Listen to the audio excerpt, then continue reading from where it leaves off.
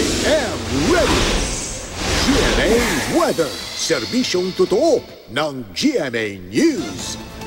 Magpapatuloy ang maulang panahon sa ilang bahagi ng bansa bukas dahil sa Intertropical Convergence Zone. Ayon sa Pag-asa, hanggang katamtamang lakas ng ulan at thunderstorms ang asahan sa buong Visayas at sa mga rehiyon ng Zamboanga Peninsula, Northern Mindanao at Caraga. Panakanakang ulan naman ang asahan sa ibang bahagi ng bansa. Magiging maulan din sa Metro Manila sa susunod na 5 araw at mas maraming ulan ang bubuhos sa Huwebes at Biyernes. Patuloy ring binabantayan ang 2 bagyo sa Pacific Ocean.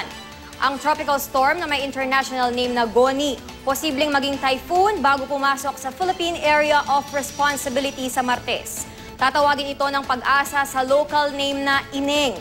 Sa ngayon, pasok na rin sa cone of uncertainty o mga lugar na posibleng daanan ng bagyo ang Northern Luzon. Palalakasin din ng bagyong Goni ang habagat na unang magpapaulan sa Visayas at Mindanao.